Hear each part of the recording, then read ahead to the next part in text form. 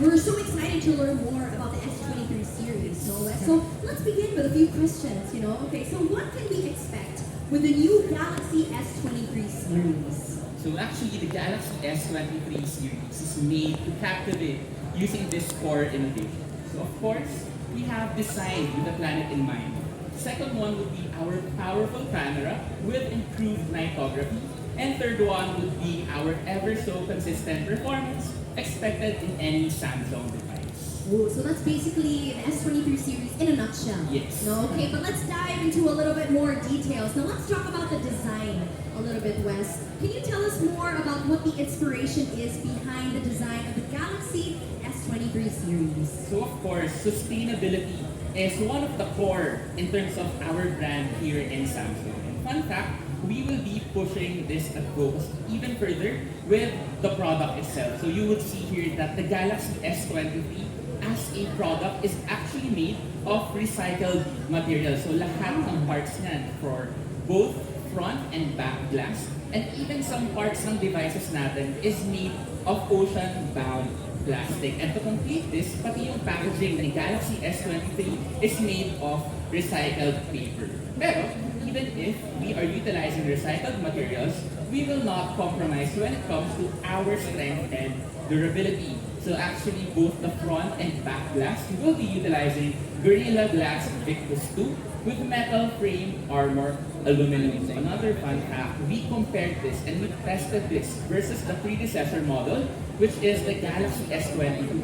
And it's 17% stronger versus S22 when it comes to the drop test and more scratch and dust resistant.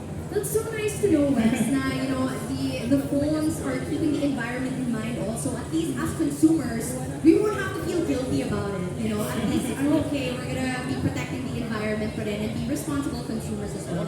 So, Wes, as we all know, the camera is also very much a very important part of any phone. I'm sure they can agree here. I mean, everybody is on social media at syempre, kasama doon na dapat quality ang content na pinuproduce mo, di ba? So, with this said, can you share with us some of its neat features or in terms of photography? Okay, so let's start off with the Galaxy S23 Ultra. So the main camera of the Galaxy S23 Ultra would be 200 megapixels. We also have a 12 megapixel ultra-wide camera and a 10 megapixel telephoto camera. So for the Ultra variant, we will be retaining the 100 times space zoom. With the Galaxy S23 and the Galaxy S23 Plus, we have a 50 megapixel main camera, 12 megapixel ultra-wide camera, and a 10 megapixel telephoto camera. So all of these devices will be having a 12 megapixel front camera, and apart from the megapixels, we have improved our nightography feature as well.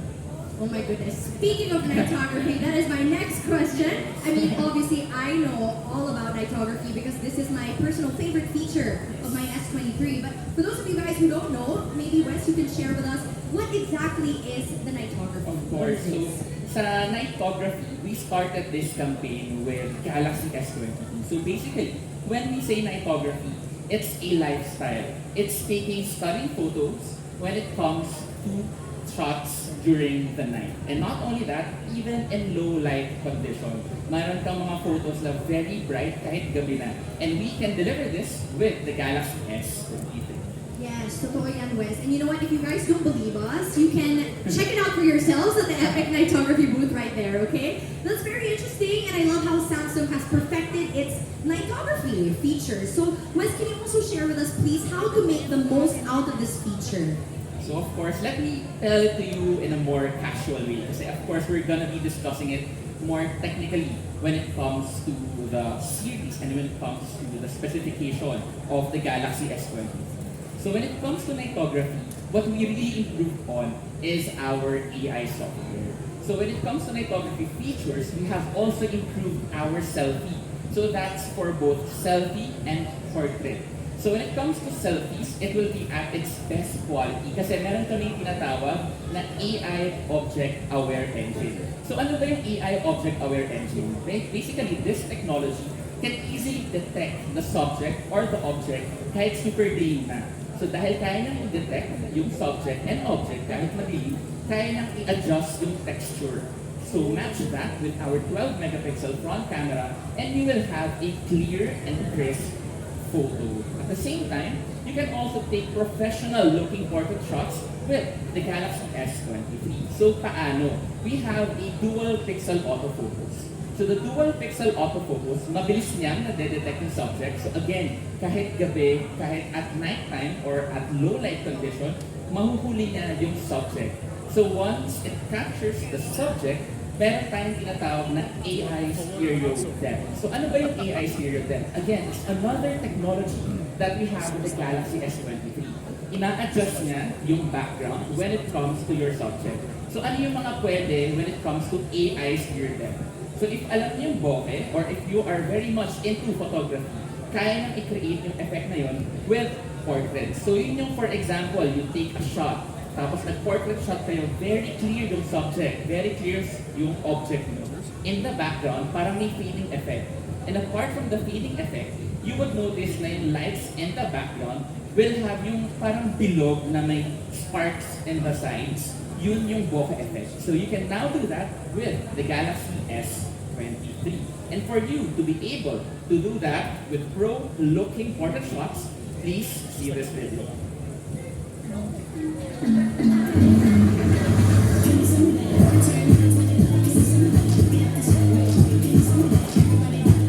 Can you send me that?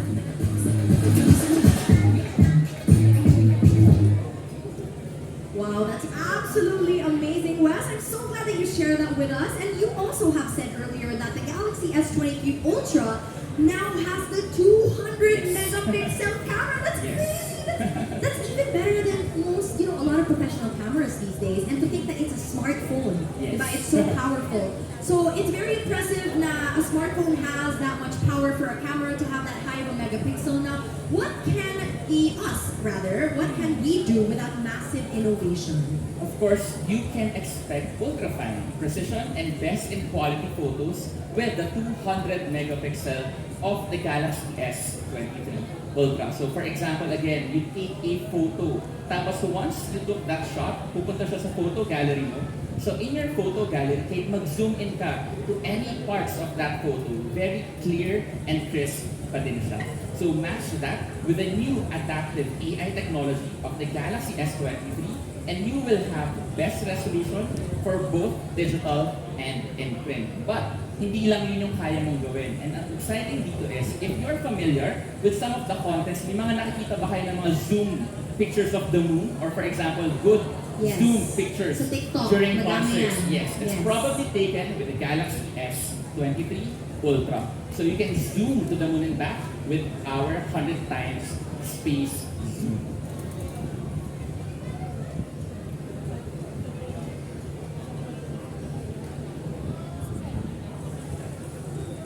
Okay, so with 100 times space zoom, yung nag-work dito is actually the technology, again, of AI. So to give you some inputs, we have what we call optical zoom and digital zoom. So for everyone's reference, especially yung mga pro photographers here, when we say optical zoom, ang tumatrabaho doon yung lente ng camera mo. Pag sinabi mong space zoom, ang tumatrabaho doon yung digital na ng camera mo. So it's very important for us to have that kind of AI technology. And the good thing is, kayang i-deliver yun ni Galaxy S23. Ni Galaxy S23. Yes. Oo nga eh, parang ang dami talagang features, Wes, no? And the thing is kasi, like, with this smartphone, it's so powerful already. So many amazing features and progressive features packed in this handheld smartphone. Yes. And you can definitely feel like such a pro already using it, right? So, Yes. I think Wes, you were talking about the zoom in and the zoom out feature, so maybe we can show that to everybody here. Yeah, so as you can see, there. So as you can see, yung gantong klaseng shot is can be captured with the Galaxy S23 Ultra. That's amazing. And it's so cool. Tignan mo, napaka-crisp eh, no? Like, how many, okay, Wes, maybe in your experience, how many zoom kaya to? 100 times. 100 times ito. Yes. Kaya pero napaka-clear pa rin yan. Napaka-crisp, di ba? Oh my goodness. Now, I'm pretty sure a lot of you guys will really enjoy the better qualities of photos that the Galaxy S23 Ultra can give you. But also, I've heard that you have introduced another expert feature in the Galaxy S23 series. Maybe you can tell tell us a little bit about that? Of course, so now we have what we call Expert Pro. So don't be intimidated, kahit Expert Pro siya. Even if you're a casual user, you can enjoy this application. So it's very basic. Just download this in the App Store, or sorry, in Galaxy Store. And once downloaded, it will be part of your camera settings already. So pwede kang gumawa ng multi-exposure and even astrophotography. So for us to learn more, please see this videos. First, download the Samsung Expert RAW app. Once your device is on the tripod and aim at the sky, open Expert RAW. From here, you can do some test shots to see if you have the right composition.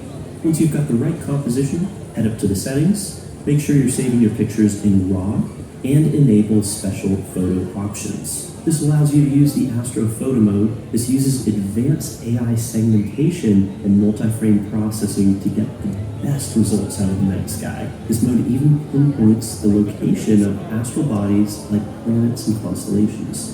For duration, choose 10 minutes for the best possible results, but if you do not have time, 4 minutes still works great. In Astro mode, I like to use the wide lens, and I set my focus to 0.9 so that I can get sharp stars. Then just tap the shutter button, and check out how awesome these results are.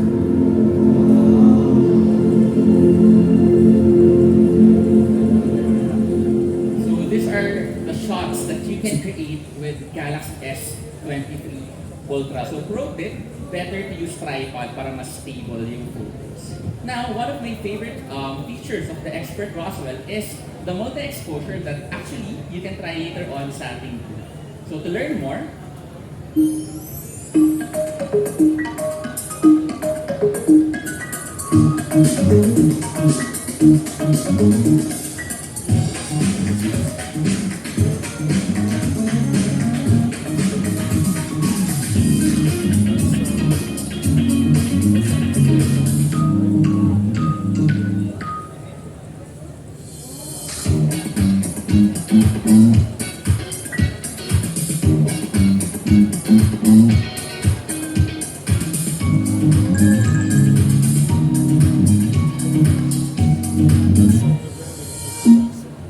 Wow, that's amazing! I mean, you can really test your creativity skills here now with all of the things that you can do with your S23. Now, Wes, we've been talking about photos, but we all know that this generation's social media is now full of snackable content and videos. So how did the Galaxy S23 improve when it comes to videos naman? okay, so not only in photos, but also in our videos. So when it comes to details in your selfie video, it's improved because again of our AI object-aware engine. Mas less na yung noise na makikita niya sa night videos niyo. And at the same time, even with fast movements and panning, you won't lose touch of your perspective or subject. So for example, you're in a night out with friends or dinner with your family, you can just take a snap, a video of it, and post it in your social medias as well. So another thing also, not only in photos, but also in videos, we have different pro features, but don't get intimidated kasi kayang-kayang gawin ng any type of photographer or casual shooters yung feature na to. So this is one of my favorites. This is what we call hyperlapse video. And to do that, let me share to you how it's done in your camera settings. Alright, but before we show them this video, Wes, So here, there you go. so just Okay. go to your camera settings, click on hyperlapse, and then adjust the definition to ultra high. Put it in the highest recording speed and tap Star Trails. Star Trails is a very good feature. It follows the constellation. So when you do that, better to have, again, a tripod para hindi kayo mangawit. Kasi hyperlapse to. So actually, a 1 hour video, baka 12 seconds lang when you post. And this is the type of content that you will have. All of this is captured with the Galaxy S23 Ultra. So as you can see, very professional looking, pero hyperlapse mode lang siya of the Galaxy S23 Ultra and of the series. That is so cool. Ang sarap talaga mag-travel kasama mo yung S23 mo, no? Kasi ang dami ko talaga magagawa at magka-capture. Now, of course, all of these features will also not be enjoyed if your phone cannot keep up. So my million-dollar question for you, Wes, is, can the Galaxy S23 keep up? Of course, the Galaxy S23 series can keep up because we have the Snapdragon 8 Gen 2. So this is a very powerful processor that improves speed and AI significantly. So this processing model will give you the best gaming experience as well. And when it comes to the battery life, we have a larger cooling system para mas efficient yung usage mo and at the same time less prone to overheating yung device. Yes, long battery life, napaka-importante niyan, especially because everybody is so busy all the time, you know, mga go-getters. So we need a phone that is reliable, right? Now, we also know how important it is to have a device that can do it all, and more so with balancing work, in our socials, in our other, you know, engagements. It's so important to have a phone that can do both. So, you know, I really love how the Galaxy S Pen feature of the Galaxy S23 Ultra can do that for you. So, Wes, maybe you can give us a few tips on how to maximize our S Pen. This is actually one of my favorite tools, especially in Ultra, the S Pen, kasi you can do so much with the S Pen. So productivity has never been better because of the S Pen when you can do text extraction. So we have this tool called text extraction. What you do, if may image ka, so for example, kahit anong image, tapos may text dyan, pag nag-smart select ka to that image with the text, it can read ano yung text na yun. So for example, concert ticket to BTS. Tapos may nakalagay ng December 1, 2023. When you smart select that area, madedetect niya na okay, schedule to. He will suggest, or rather the phone will suggest, na okay, ipin ko siya sa calendar ko. So that's how good S Pen works with the phone itself. And also, if mahilig ka magsulat and trip mo magsulat, kaya niyang i-convert yung sulat mo into text. And this is applicable to multiple Google applications such as Maps. And one of my favorite things to do with this is if you are a Harry Potter fan. Actually, the S Pen, pwede siyang maging shutter button. So pag tinanggal mo si S Pen, may clicker doon, tapos pwede mo siyang gawing parang remote control of your camera when you want to take a selfie or want to take a video. And to learn more, you can see this.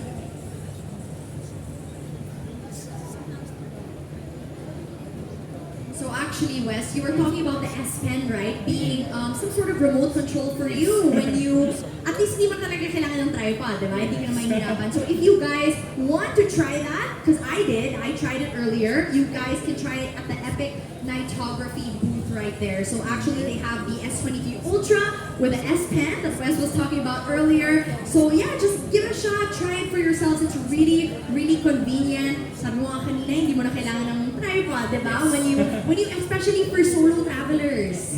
This, oh my god, I'm telling you guys, this is absolutely convenient. Bring your Ultra with you when you solo travel. You don't have to constantly bother, you know, other tourists. Oo, minsan kasi nakakahiya din mag-ganon eh, di ba? Actually, I took this phone with me in one of my travels recently. Yes. So, mag-isa lang ako nag-travel to Japan and How was I it? utilized the S Pen. Yeah. So, actually, if you are familiar in Tokyo area, Shibuya Sky, at daming pwedeng puntahan, kahit mag-isa ka lang ma-enjoy mo siya.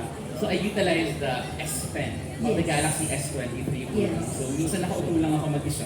Hindi alam ng tao, parang ba't ako nagpo-post, pero pumipindot Tama ako yan. doon ng Oo. shutter Oo. para ma-picturean ako. So anong ginawa mo, Wes? Parang Yeah. hanap ka na lang ng table Yes. na pwede mong patungan yung phone mo Yeah. and then doon ka na magpo-post, di ba? Yes. I love it. And also, may mga iba kasing remote na medyo malaki sa tripod, di ba? Yes. At least yung S Pen, hindi mo siya makikita sa pictures. Correct. Matatago Kasi mo it's siya very- seamlessly. Oo, exactly. So, wow, that's actually one of the benefits of having an S Pen. So, Wes, maybe we can introduce the video that you were talking about earlier. Okay. So, let's talk about the next topic, which is, of course, I mean, now that we're talking about the S Pen, let's move on. So, thank you also for sharing, Wes, some features of the Galaxy S23 series. Now, for those who are interested to buy, ito na, where can we purchase these products? Of course. So if you are interested, you can actually visit our Galaxy on Wheels. So nandun siya sa harap. It's right there. And you can check out our different devices. Not only the Galaxy S23, we also have the Galaxy tablets, Galaxy Watch, and Galaxy Buds available. And we have exciting promos awaiting. So please visit our booth if interested kayo to try. Yeah. So guys, again, you will not be able to miss the Samsung on Wheels. That's exactly where you can buy all of the products that Wes and I were talking about earlier. So with that said, thank you so much, Thank you, Wes, Erika. for talking about the series, the S23 series with us in more depth. We'll catch you again later. Okay, ladies and gentlemen, so ito na yun, okay? We have different colors. Again, you guys can check that out in the Samsung on Wheels. And again, the booths here at the Epic After Hours are really so immersive to all of us who want to experience what it's like to turn our ordinary days into epic ones, right? So with